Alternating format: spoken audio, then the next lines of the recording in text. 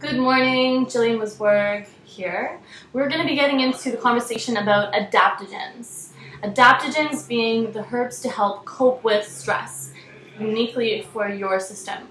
And one reason why I felt really called to be able to start having these conversations about adaptogens is because I can honestly say they saved my life, and they continue to save my life. If you're somebody that's living on that whole train of switching between stimulants and then depressants, or just one or the other, it inherently shows that there's something about your system, something about your body or your mental state that is trying and attempting so hard to find balance within this world, balance within yourself, balance within your workplace.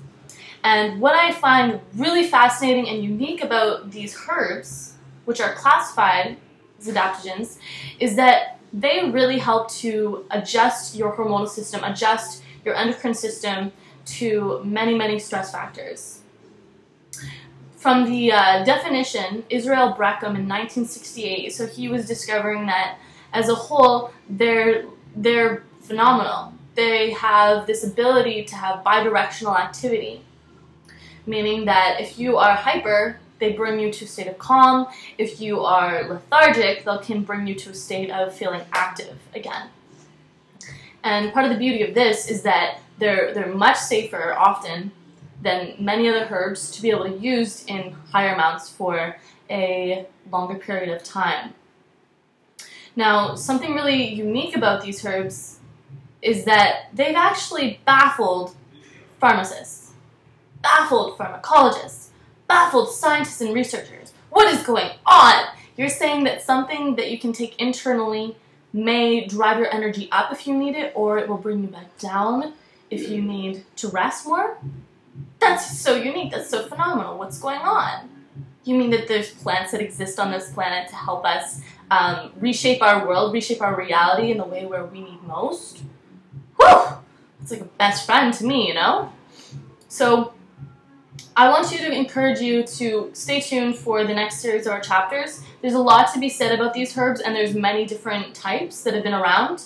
But just to give you a little bit of a preview, some of the respects and cultivation of love around these herbs that's been around for so long is in Ayurvedic tradition, which is one of the Indian medicine traditions that's been around for thousands of years.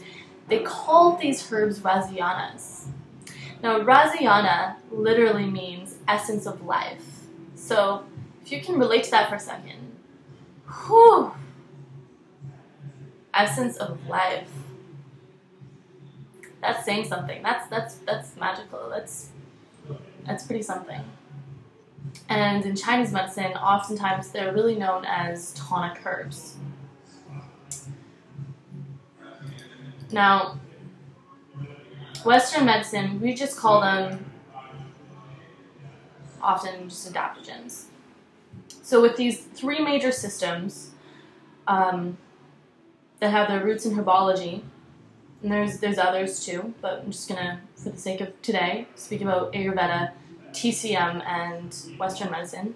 All of these systems have had such great respect for these herbs that oftentimes they're some of the first ones that are the go-tos for people. The go-tos for stress, the go-tos for circumstances of life that just seem to overwhelm the person. And so if you're somebody that is really looking for something that's not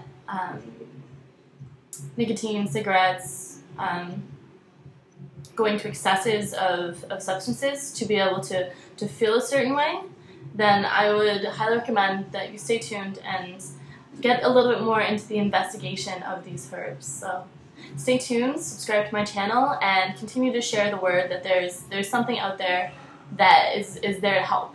And it's right in your backyard, possibly. It's right in your backyard. So there's plants here to help us. Thanks so much. You take care.